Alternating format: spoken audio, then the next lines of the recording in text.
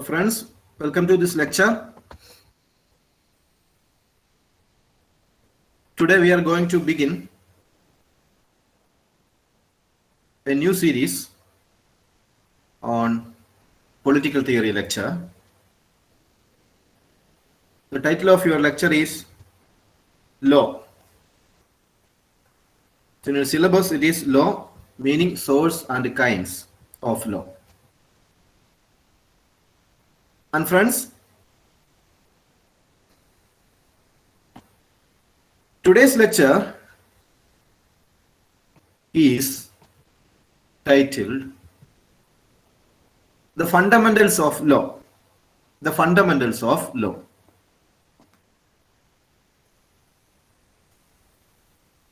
So friends, we know that law is a part of our life. All of us live under laws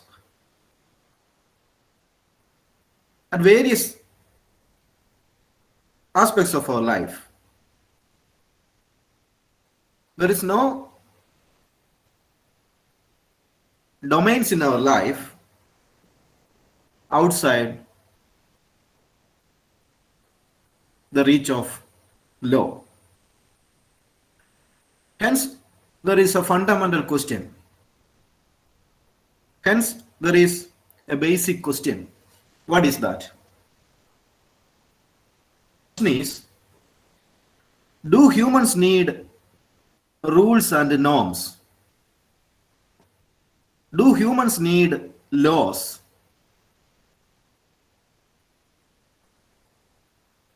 Can we live without laws? Or are laws a part of human life? So friends, these are mystifying and difficult questions to answer. Very tough question and also fundamental questions, whether man need laws or can we live without laws. To answer this, friends, we need to ponder over the very nature of humans. We need to look at the character of man to understand and to inquire the question whether man need laws to make a life. And friends, once the famous Russian novelist Leo Tolstoy said, man finds pleasure in breaking laws than obeying it. So it is true that since antiquity, men inquired whether humans obey laws or disobey laws. Since antiquity, this debate was there, whether man obey laws or disobey laws. So the question is, since the antiquity, that man always asks this question, that whether humans are unruly or obedient. Unruly means law breaking. Whether humans are unruly or obedient. Whether humans are fallible or infallible. Fallible means humans commit errors. And infallible means humans never commit error.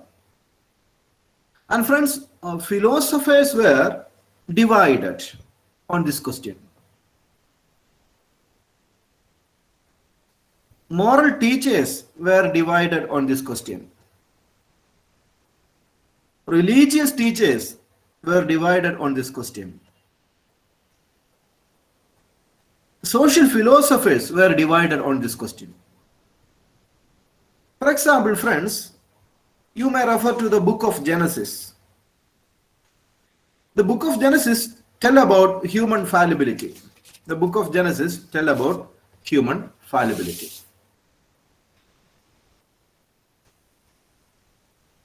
In the original stage, Adam and Eve were sinless. They were sinless. In the original state, they didn't commit any sin. But the book of Genesis tell you that men are fallible. Men are fallible. So they have broken the code of the God, the original lawgiver. God was the original lawgiver, and God promulgated the original law. And in his epistles to the Romans, St. Paul said, all have sinned and fall short of the glory of God, that Christians are all sinners. Romans 3:23. And in epistles to Ephesians and Galatians, it is said that all people stand in need of redemption. We need to compensate because we have committed error. All people stand in need of redemption and are incapable of carrying God's favor by their own imperfect efforts. We need God's favor to move forward because we are all imperfect. So the idea is that we are all sinners and we are not able to move our own. And John says, even for those who walk in the light, personal sin remains a reality. John 2:1. The question, are the Christians sinners who are forgiven or saints who sin? The beautiful, lines from New Testament. Are Christians sinners who are forgiven or saints who sin? So this is what Bible says about human fallibility. Then men are sinners. And men have broken God's law. Men disobeyed God. They ate the forbidden fruit. They invented sex. They have therefore fallen down from the Garden of Eden.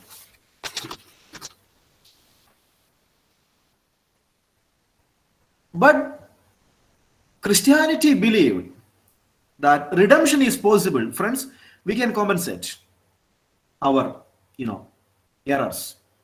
Redemption is possible. Man can correct his sin if he chooses God's path. If you follow the law of the God, you will have kingdom of God. So Bible says you should follow laws. If you follow the commandments, the 10 commandments, you will get kingdom of God. So law is very important according to Christian belief system. That's why, why? Because men are sinners.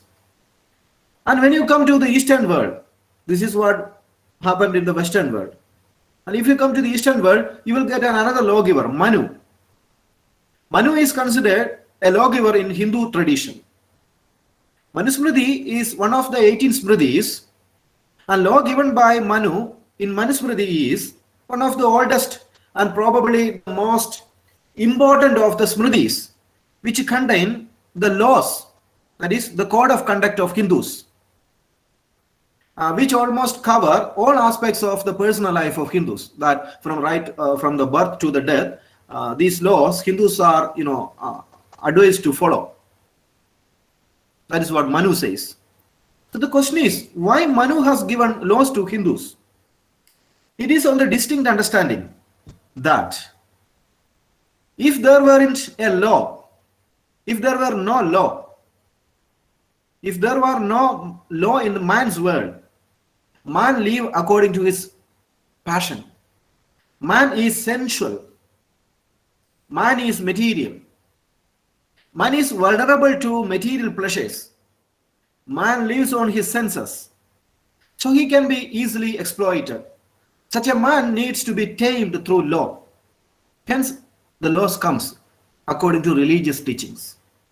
Be it Christianity or Hindu or Islam or any other religion, Law is very important. But friends, when it comes to philosophers, they are poles opposite. Philosophers are divided. But religious teachings are united in offering you laws. But when it comes to philosophers, they are divided on this question whether man need a law. Ancient philosophers have opined that man can be corrected by teachings. Socrates, Plato, Aristotle, great masters of ancient world, they believed that man can be corrected through teachings. So man is good. Inherently, men are good. They can be corrected through teachings. So, but this was what the ancient great masters of the ancient world talked about. But friends, when it comes to the likes of Niccolo Machiavelli, a modern philosopher, or sometimes referred to as an ancient philosopher, medieval philosopher, Thomas Hobbes, a modern philosopher, an early modern philosopher, or an early Enlightenment philosopher, Thomas Hobbes, a 16th century British political philosopher. These people believed that man is quarrelsome and man is inward looking. So man is not social. Men are always warring. So the point is that philosophers are divided. Plato and Aristotle spoke about human nature because it is virtuous. Human nature is virtuous. So man is essentially good. And even believed that men are social creatures, social animals. But when it comes to modern thinkers like Thomas Hobbes, Niccolo Machiavelli, friends, they believed that men need rules or a political authority. Men need a political authority which needs to control man's behavior. Otherwise, peacelessness prevail. Man will fight with each other. Man will become sinners. So in Leviathan, for example, Thomas Hobbes talked about a state of nature, which we have discussed in previous lectures. That is a condition in which there weren't any kind of political order, or it was a ruleless, lawless situation. State of nature was a lawless situation. And what happened in lawless situation? That a situation in which there were no law. What Hobbes says? What Hobbes says? Hobbes said, the means necessary to satisfy our desires, the means necessary to satisfy human desires are very limited. So of course, man by nature are competitive because our resources are very limited. So man will always fight with each other for resources. Thus, one must not worry about securing means. One need not to worry always about securing means, but also about protecting themselves from other people. Why? Your concern is not only about securing means for your survival, but also your worry is also about how to protect your means, because other people always wait to get an opportunity to catch your means, to capture your means. So there is a warring situation in a lawless world. Thus, power, everyone require power. Everyone require power to secure means for survival as well as to protect your means from other people's encroachment. So, but power is relative from people to people. That is, my power is not your power is not your friend's power. So friends of friends, everybody will have different kinds of power, and power is not universal in everyone. So if there is competition for a given good in the nature, one person will be able to secure it. One person will be able to secure it only if you have, or that one person has more power than other person. Otherwise, he will not be in a position to secure his means. So power is very important, but power is also relative. Therefore, Hobbes says, in addition to worrying about securing the means to satisfy your desire, you should also worry about always becoming more powerful than other peoples in your society. Why? Because you want to protect your needs. So your concern is not only about you are not only worrying about securing means for survival, you are also worrying about how to become stronger compared to other people. So in such a condition, Hobbes said there is no place for industry. So in such a lawless condition, in a condition there were no political authority, what happens in human society? There is no place for industry. Why? Because you are not certain about the fruit out of industry. You produce something, but other people will capture it. And there is no culture on earth, no navigation, nor any commodities, no commodious building, no instruments of moving or removing things from one place to another place, no knowledge, no account of time, no art, no letters, no society. And there is only danger and violent death. There is only danger and violent death. And the life of man is solitary, poor, nasty, brutish, and short. This is the condition of lawlessness, according to, friends, Thomas Hobbes. This is the portrayal of man in a condition in which there is no law, according to Thomas Hobbes. He portrayed a barbaric situation if there were no laws in human society. So much so that we need laws to keep order, to make sure that we stay on track. Without our laws, society would quickly descend into chaos. Society will perish. The laws of man are guarantees of order. The laws of man are guarantees of order. It's a necessary condition. It ensures necessary control against the greediness of human species. So law always plays a control on all other people. Why? It tries to control the greed of man. If your greed is controlled, society will be peaceful. If your greed is not controlled, society will perish. So laws are very important. So Locke, another political philosopher, born 1 century later, which we have discussed in previous lectures, who claimed that men in a scenario of no political order, was peace-loving. He says a different situation where there were no law. He says even in a society where there were no political order and where there were no laws, men are peace-loving and order prevailed. And Locke says, of course, man is basically cooperating and man is basically social. Locke says. But Locke says, even though men are by nature peaceful, peace-loving, social, respecting each other, there will be arising some inconvenience in future because there is no law, there is no political authority. So in future some problems may arise. And friends, you look at nature. For example, you look at nature. Nature, on the other hand, showed you that there is order in the nature. There is a pattern in the nature. And there are different patterns at different scales in the nature. You see tree branch. So do the rivers. So tree branch got a pattern. Rivers got a pattern. Bodies or arteries, human bodies or arteries, or tides or planetary orbits, or all these things are periodic, right? They are all periodic.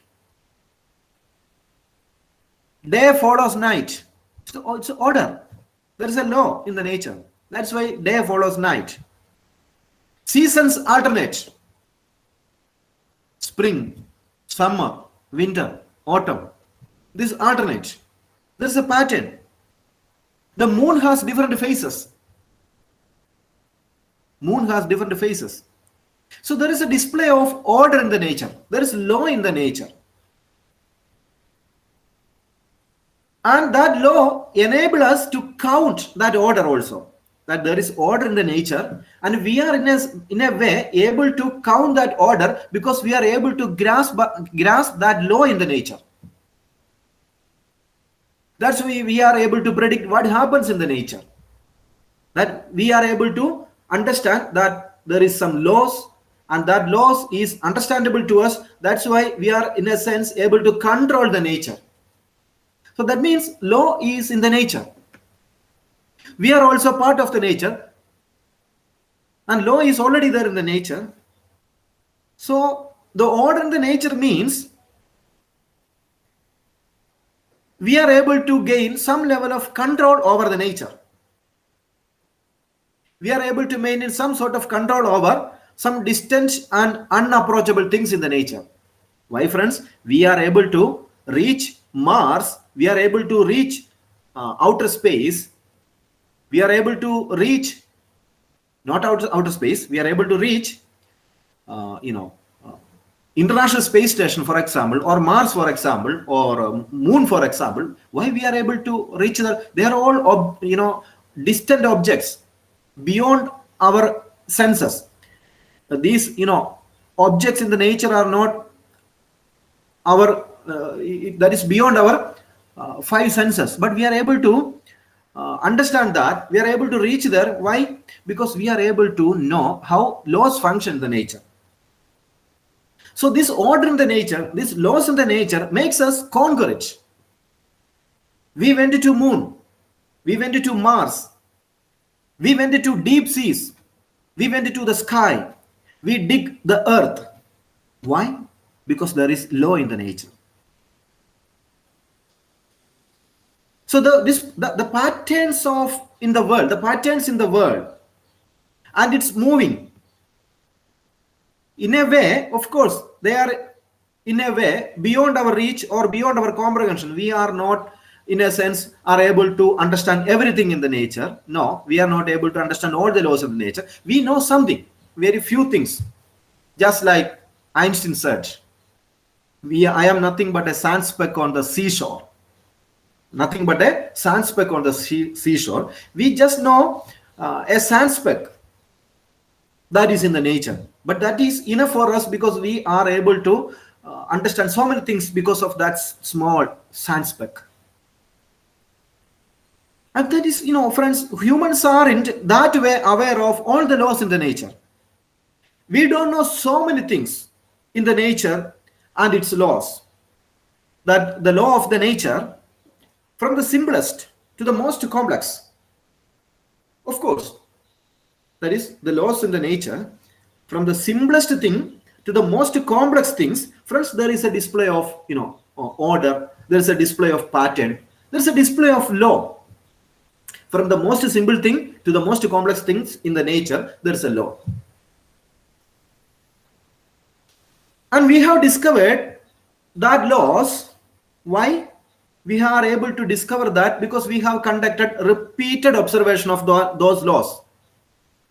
And humans are able to understand the nature of laws through our repeated observation. That's why humans are allowed for a concise mathematical expression of these laws. Isaac Newton, theory of gravity, for example. And laws, most of our laws in the nature are deduced from mathematics. So physicists, on the other side, are fond of saying you that the simplest laws with the most explanatory power are the most beautiful thing. The physicists on the other side will tell you that the simplest laws in the nature with most explanatory power are the most beautiful thing in the nature. So friends, a favorite example of law in the nature is the law of conservation of energy or of electric charge or in every interaction between bodies of matter, in every interaction between the bodies of matter, the total energy is same before and after.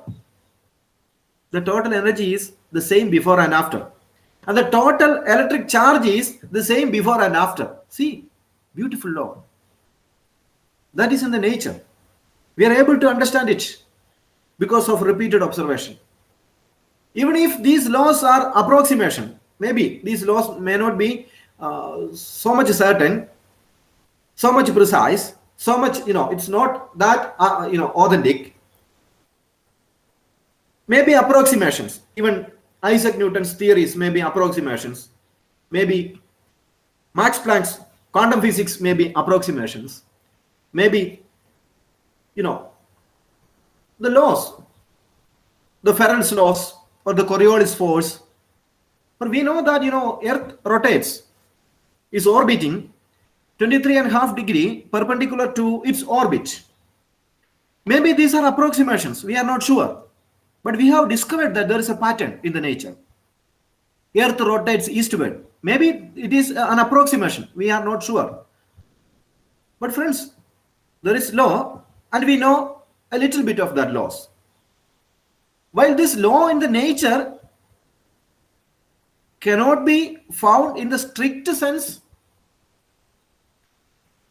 we are in a way able to understand it, even though we are not able to fully understand it.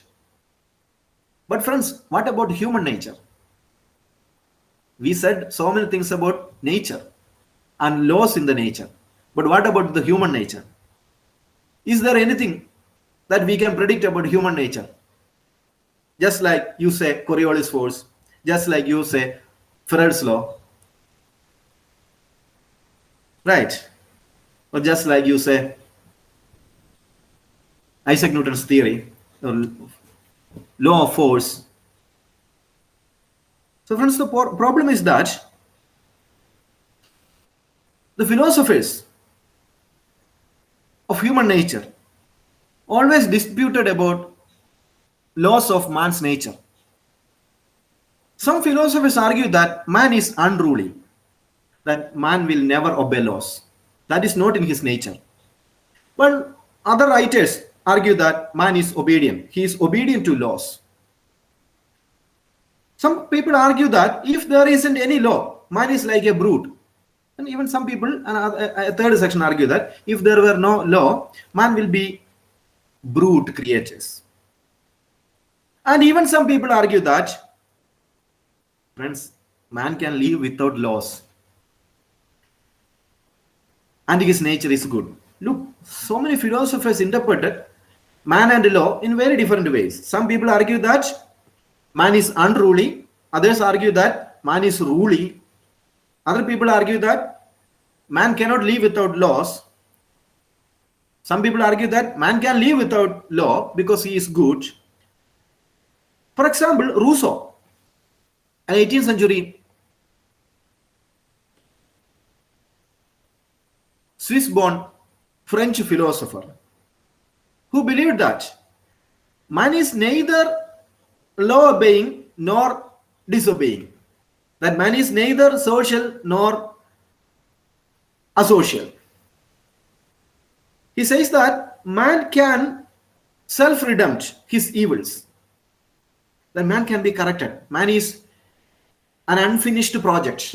Man is an unfinished project. He is improving day by day. That is what Rousseau believed. So man can be subjected to self-redemption by way of creating a society on ethical laws. If you create a society on ethical laws, man can go for self-redemption and his evils can be corrected. That is, considering the calamities in human world. Considering the calamities in the human world, friends, you see, the crimes man commit, the violence man commit, the brutality man commit, the murders he commit, it seems that there must be law and there must be methods to punish man. Otherwise, these calamities will continue. You will commit crimes, you will commit violence, you will become brute, you will murder. So in this debate, friends, it was Thomas Hobbes and John Locke. They argued that there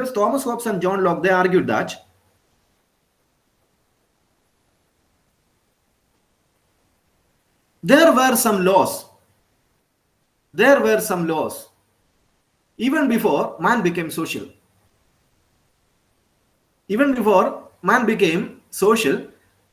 There were laws. So laws existed in the nature, because nature itself is a law.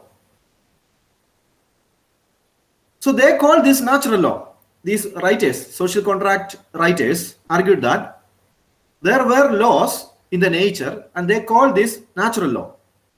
And what is natural law is a matter of great dispute. There is no exact definition of natural law. But according to several writers on this subject, all the laws are man-made. Several writers argue that all the laws in the world are man-made. You say that Coriolis force, you say that Farrell's law, you say that things like E is equal to mc square, or you say things like gravitation, theory of gravitation. These are all man-made laws, and all that laws in the nature are nonsense. That is wrong. Some writers argue. Those who say that laws are man-made are called positivists. Those who argue that all the laws in the world are man-made, they are called positivists. So their argument is that, laws are not created by nature nor by, God. All laws are created by man. All laws are created by man's society. They argue that all laws are man-made. Laws are created by a political authority, a political order that is behind laws. That these laws, which we created through man's intelligence, are the right laws. They are the fair laws, because the laws we created are through our rational mind. So laws are product of man's intelligence. Laws are product of what may be called man's intelligence. So they call such laws as positive laws, and to some extent they call this legal laws.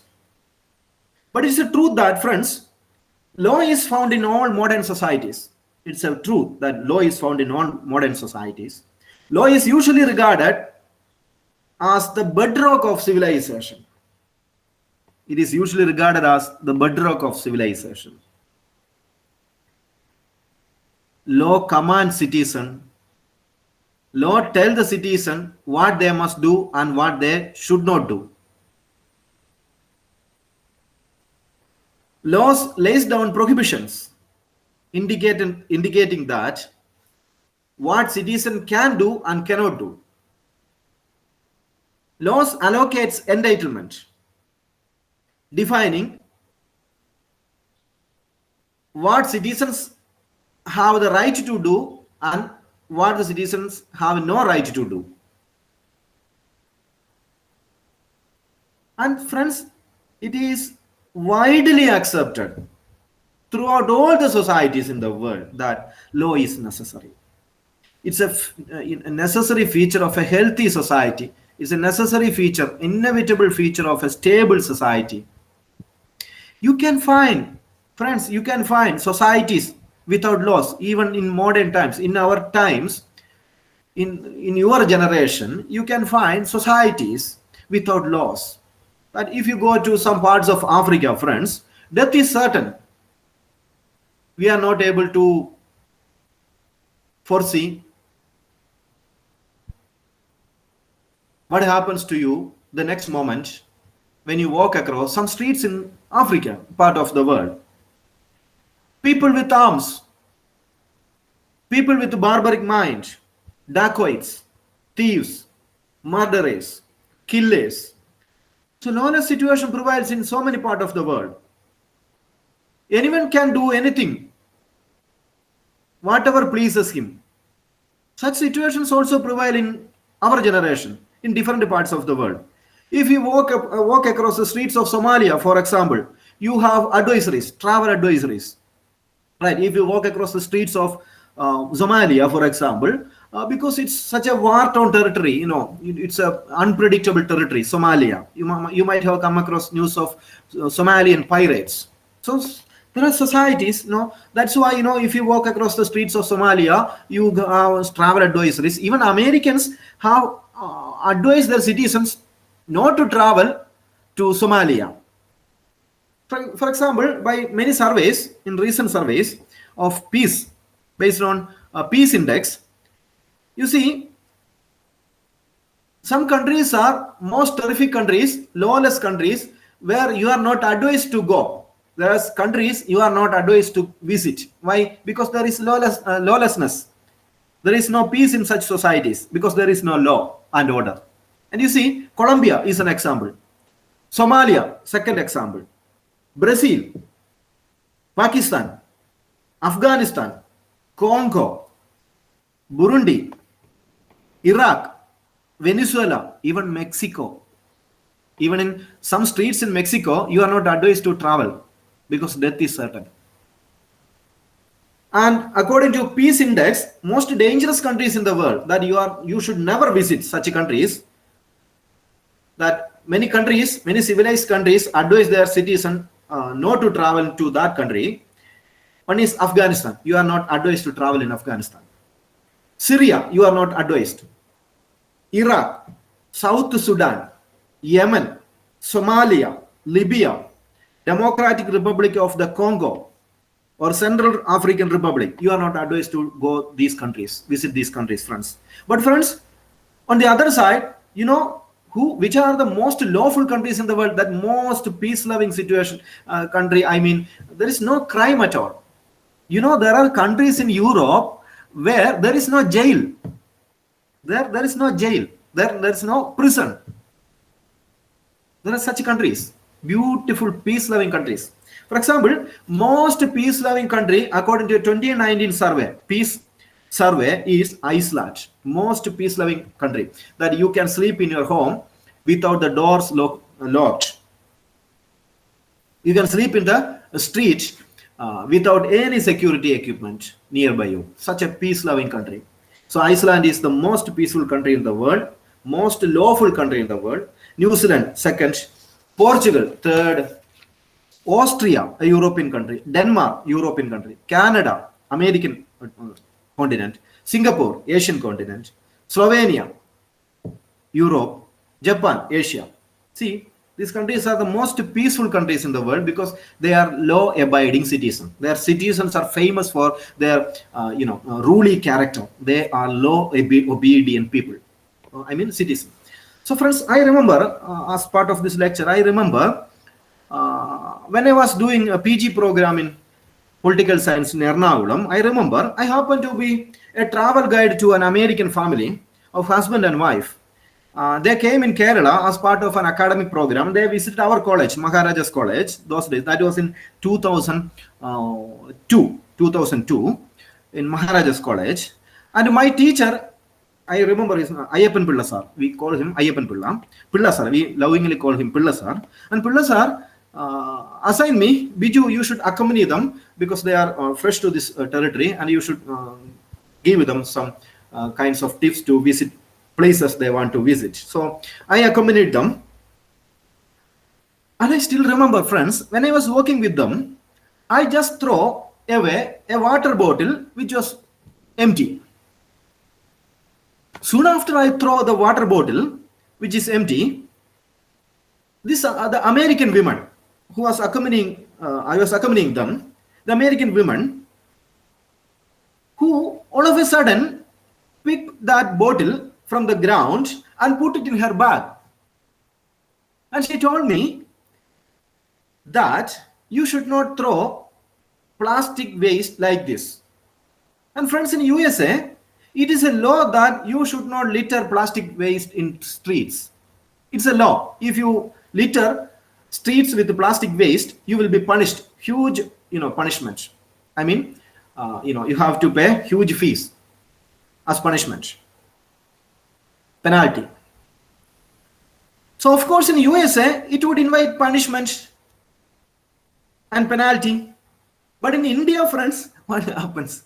You see what happens in India. We simply throw waste. I know in my place, that road nearby, there are a lot of people by night they throw waste. Their waste in the home, they simply throw in the roadside and they left. Nobody is looking after who had done all these things, these menacing things in this part of the world. Nobody is scared. And you see that if that lady, American lady, she was born and brought up in a different country, and she need not to bother about whether I throw a plastic bottle somewhere in another part of the world. But that law in her territory taught her that no matter where you are not supposed to throw away plastic waste. See, laws not only punish you, laws not only control your behavior, laws also give you a character. So that lady is an example, because laws in the society gave her a character. That's very important. Laws got certain educative value. So there's a considerable debate, friends, about the nature and the role of law, whether it educate man or whether it demotivate man, whether it arbitrarily suppress your liberty. So opinions, for instance, there are conflicting opinions about the origin and purpose of law in the intellectual circles. People are bothered about whether laws liberate man or oppress man. Whether laws liberate man or oppress man. Do laws exist to safeguard you and promote common good, or do they merely serve the interest of the privileged classes in your society? It's an interesting question. Whether laws promote social good or laws just serve the interest of the privileged class in your society. Moreover, there is controversy about the relationship between between law and morality. That does law enforce moral standards? Law enforce moral standards. Take the case of that American woman. She got certain moral standards because of the law in their society. You should not throw plastic waste. So how much freedom should the law allow the individual to enjoy? And over what issues that you are allowed to enjoy freedom under a law? Such questions also relate to the need for personal security and social order. So you want to sleep peacefully in your home. So there should be some laws that prevent people from encroaching your premises of the house, not to rob you. So laws, in a sense, are related to the need for personal security and social order. And friends, it also raises a further question. Law also raises a further questions to your mind that, in particular, is the order only secured through a system of rule, enforcement, and punishment? Whether human society can be more peaceful and peace-loving without law? It's a fundamental question related to how to approach law.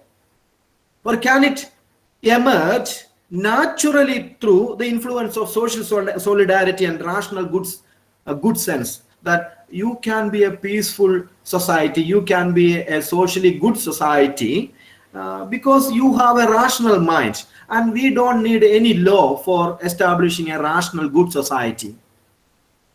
So this question, how to create a peaceful society, is it through law or is it through rational mind, is an unending debate in social theories.